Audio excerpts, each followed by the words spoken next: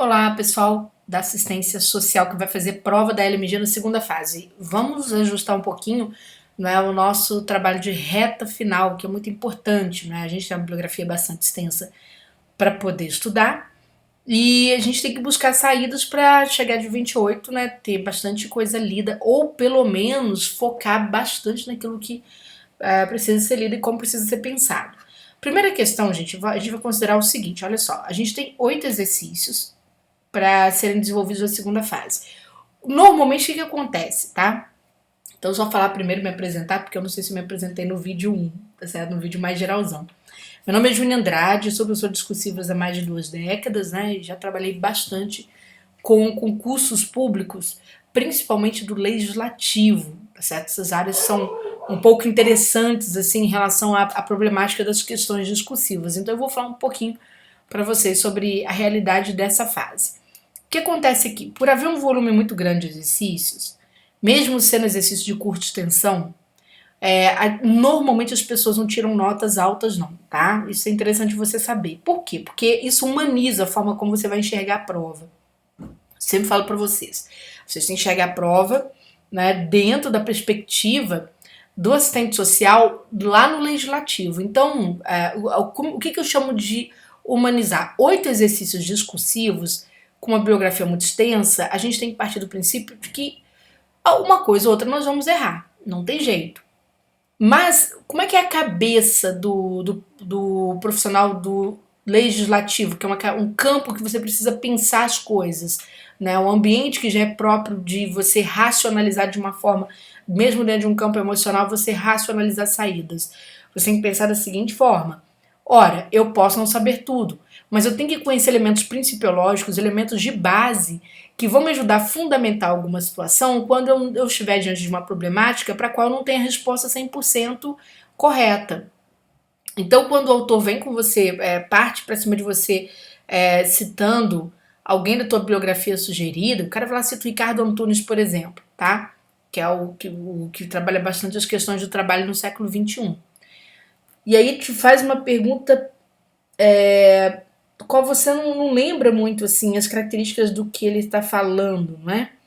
Mas você tem uma base sobre aquele assunto, sobre os grandes problemas do século XXI, que é exatamente o momento em que a obra dele se debruça bastante, tá? Que tem um olhar bastante dedicado. É claro que ele faz um histórico, da forma como os trabalhadores pensam o trabalho, como há a construção de um significado do trabalho na vida do trabalhador, mas ele pensa muito com o olhar de hoje. Então você tem que também ter esse olhar. Qual é a minha base que sustenta esse tipo de verificação? E aí, sempre em concurso, concursos do legislativo, eles têm muitas essas características de sempre ter o quê? Um evento conceitual, Eles trazem para você um conceito e te pedem uma justificativa em cima desse conceito. Você vai apresentar uma justificativa. É muito interessante que às vezes você não tem uma justificativa que é teórica, mas você tem uma justificativa de exemplo, certo? Exemplo de aplicação. Isso acontece muito em concurso, tá, pessoal? Eu tenho muitos alunos aprovados aqui em concurso, por exemplo, que o aluno não sabia um aspecto terminológico, um aspecto técnico da área dele, mas ele sabia exemplificar. Então eu falo para o meu aluno, o importante é que você vai ter que apresentar um discurso que seja claro. E o discurso claro muitas vezes não é muito técnico, ele não é muito tecnicista. É claro que eu preciso apresentar um vocabulário adequado à minha área, Isso aí tem até valor lá na análise de português, mas eu tenho que ter essa cabeça de buscar saídas, tá certo? Buscar saídas.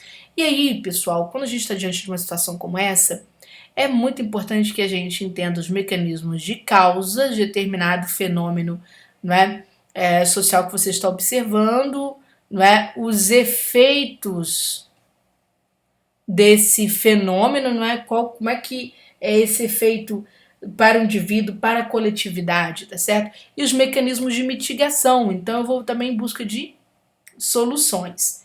Nesse sentido, veja só, a tua bibliografia aqui, se a gente compara, por exemplo, de um consultor, tem um volume menor de normas, tem muito trabalho acadêmico, tem muita literatura, que a gente chama de um gênero mais americano de construção, porque parte de muitos exemplos para depois teorizar, né? Você vê vamos dizer assim, o teórico é quase como se fosse um livro de autoajuda às vezes. Então ele parte de muitas situações de exemplificação. E aí você tem que ter formas e formas de leitura desse material, tá? Então essa é a primeira questão que eu chamo a atenção de vocês aqui. Mas antes de eu avançar para essa bibliografia, eu vou lembrar vocês de algo que a maioria vai negligenciar. Vai negligenciar e é perigosa. Toda vez que eu faço prova discursiva, eu preciso ficar atento àqueles momentos em que a banca é muito objetiva em relação aos seus critérios avaliativos. E a gente tem uma objetividade de critério, que é a parte de análise de língua portuguesa. Ora, cada uma das minhas questões valerá 15 pontos. E a banca autorizou, não é, a banca corretora, que ela também extraia até 15 pontos de erros gramaticais existentes nas questões. Então, boa parte dos alunos ou não escreve, ou se escreve e não se submete a uma correção, não é? Ou não fica atento àqueles erros principais, aqueles erros que eu não posso cometer. Por quê? Porque se eu perder ponto aqui, eu não consigo recuperar na fase recursal.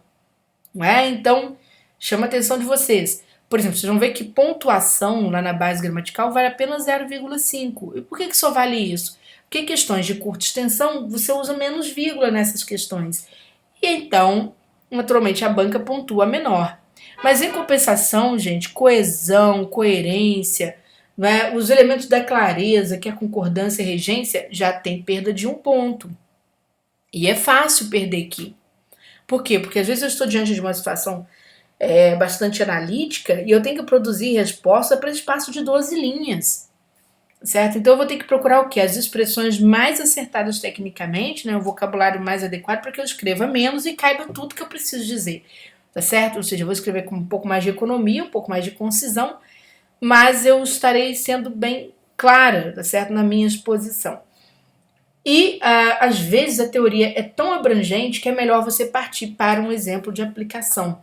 Porque você pode não tirar total, mas a banca reconhece o esforço. Tranquilo? Depois que você pensou, então você quer prepara o teu português para essa fase. Eu sempre falo para os alunos, não é? Não é tudo de língua portuguesa. A banca foi bem taxativa. São alguns conhecimentos que vão pesar e ela já sabe o olhar que ela vai direcionar para analisar essas questões. Feito isso, o que você tem que fazer bem antes? Observar as áreas de maior incidência. Por quê? Gente, tem muita gente que começou estudando a bibliografia sugerida pela ordem. Quem fez dessa forma não conseguiu avançar. É difícil, muito difícil, porque a literatura se torna cansativa. E veja, vocês podem ver que a banca começa com o Ricardo Antunes, que é uma leitura bem acadêmica e puxada, não é? Difícil até de ser fichado. Tudo bem? Trabalha muito com dados numéricos, essa coisa toda. A gente não deve fazer isso. A gente precisa setorizar a leitura. Pegar tudo que está aqui, criar um setor de... perdão, que ficou minha linha, ficou bem torta aqui. Criar uma espécie de horizontalização da leitura, seccionando essa leitura por áreas, não é? É serviço social em que aspecto? No âmbito do trabalho, então eu tenho que ir ao âmbito do trabalho. Dentro do âmbito do trabalho, de repente eu consigo até seccionar mais, sei lá, tá se falando muito sobre a questão de gênero. Opa, gênero. Então eu vou olhar aqui as problemáticas ligadas ao trabalho em gênero. Então assim eu vou fazendo, vou seccionando e separando o grupo de leituras. Na hora que eu fizer essa separação horizontal, eu também vou buscar uma separação vertical. De que modo? Começando daquilo que é mais geral, daquelas obras ou artigos que vão trabalhar conceitos ainda, aspectos mais gerais, e vou chegando até aquilo que é mais, mais restrito. Certo? De tal modo que eu já terei estruturado aqui o que eu preciso no geral. Quando eu faço a leitura daquele primeiro livro que é mais geral, e vou partir para o outro, eu fico atenta ao que tem de restrição ali dentro, basicamente. Eu vou pular muita coisa aqui na minha leitura, não vai dar para ficar lendo tudo que está aqui no meio. Tranquilo? Por quê? Porque nesses exercícios, esses 8 exercícios, a banca costuma trabalhar com coisas bem basilares. Você vai ver questões, uma questão ou outra mais difícil, mas em geral questões que a banca traz alguma coisa para você, uma frase para você justificar, mas se você olhar com carinho para a frase, ela está indo a algo bem básico, tá? Para você fazer uma crítica. Então isso é importante, esse olhar. Outro olhar é na hora que você for estudar, né? Por exemplo, você vai fichar algum material aqui. Existem diferentes gêneros aqui dentro e há diferentes formas de leitura. Você tem gêneros que são mais técnicos mesmo, então você sai lendo lá a descrição de procedimentos, etc. E você tem livros que são mais chatinhos, eles lembram um pouco de autoajuda, que é o caso aqui do Christophe Dejour, né? Que é a loucura do trabalho. Ele começa muito por meio de exemplo. E aí, quando você vai lendo o exemplo, como é que você ficha isso? Você vai procurar o momento em que ele teoriza. Porque ele está citando o exemplo para depois lançar uma teoria. E às vezes as teorias do Dejour ocupam uma ou duas linhas tão somente. Ele vai observar aquele fenômeno, né, social que acontece com uma determinada classe de trabalho. Seja o trabalhador com menos estudo, ocupado ali, né, nas funções mais manuais, né, das profissões, seja o trabalhador que tem acesso a mais estudo e está em funções decisórias, então você vai ver que ele vai falar sobre essa psicopatologia do trabalho nesse sentido, tá? É claro que a banca, sim, pode vir a cobrar de você alguma coisa do basicão, né? Olha só, os aspectos de avaliação em linguagem, vamos dizer assim, nos instrumentos de trabalho do assistente social, pode ser que sim, nada, né? Isso não sai. Mas você tendo pouco tempo para estudar, procura observar aqui. Se você observar a disposição que a banca trouxe aqui em cima, não a da bibliografia, mas dos conhecimentos específicos, vai ver que, ó, relação trabalho e saúde. Perceberam? Função psicossocial do trabalho, ou seja, estudo multidisciplinar. Trabalho, identidade e saúde, porque vai entrar na questão de gênero, por exemplo, tá certo? Numa visão um pouco mais plural dessa questão, por exemplo, mediação de conflitos. Aqui são as propostas de intervenção. Que quando você vai trabalhar, por exemplo, com fenômenos como assédio, né? Como que essa mediação de conflitos é vista dentro ali da questão do assédio, certo? Então tem que observar. Mesmo livrinhos como Comunicação Não Violenta, é um livro que a gente lê, ele tem uma carinha assim de autoajuda, é menos pesado que o Ricardo Antunes, mas não quer dizer que seja menos difícil para você fichar. Às vezes um livro mais acadêmico é mais fácil para você fichar do que um livro de leitura rápida. Esse livro aqui, por exemplo, você vai ter que sistematizar o que é comunicação não violenta, o que é, você vai ter que chegar a uma conclusão do que é isso. Então, observe o momento em que o autor exemplifica e o momento em que o autor tira uma conclusão, ou quando, às vezes, ao contrário, às vezes o autor começa com uma situação, ele fala, olha, a comunicação não violenta é isso, ela demanda os seguintes aspectos, tais.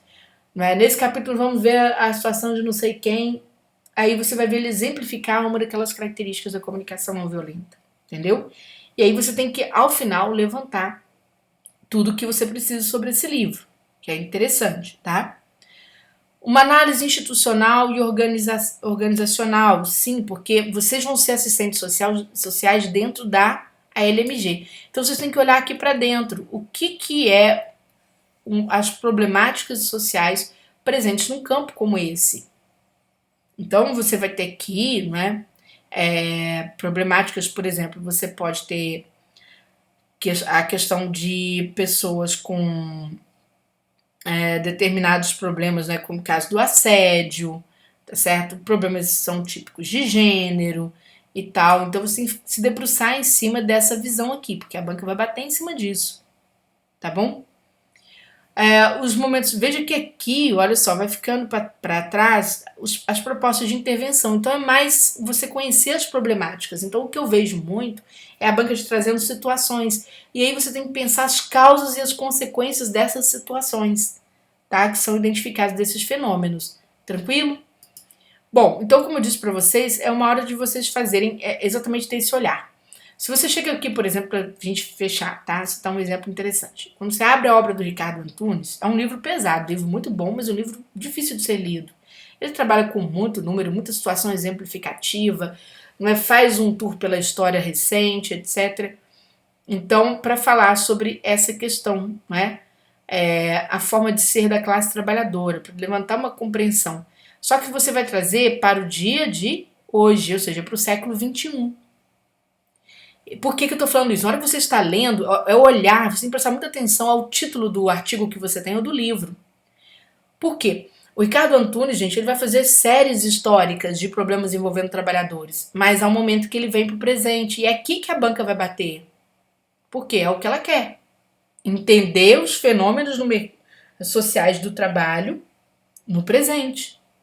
As questões, as fobias são desenvolvidas, o cansaço, né, a forma de construção de significado do trabalho para determinadas classes, a mulher no trabalho, como é que é a situação da mulher, o que falta, né, como é que é esse fenômeno do gênero, ter uma noção plural do que é gênero, não pensar só a mulher biológica, né, pensar em todas as complexidades hoje que se entende por gênero. Por quê? Porque se a banca te pergunta alguma coisa, por exemplo, sobre uma reunião de grupo, né, ela vai te perguntar, colocar situações para você observar uma técnica de comunicação não violenta, você precisa pensar essas questões ligadas a racismo, gênero, todos os conflitos que há no meio do trabalho. Porque você sabe que violência não é só violência física, existe uma violência moral, uma violência, né, social e tal. Então, por exemplo, hoje essas questões, né, questão da segmentação de público LGBT, as mulheres, as pessoas pretas e pardas, as pessoas que precisam de inclusão, como as pessoas com deficiência, você tem que pensar, às vezes, esses grupos dentro desses ambientes de trabalho, certo? E as propostas de intervenção, né, multidisciplinar que há dentro da LMG para situações que seriam conflituosas.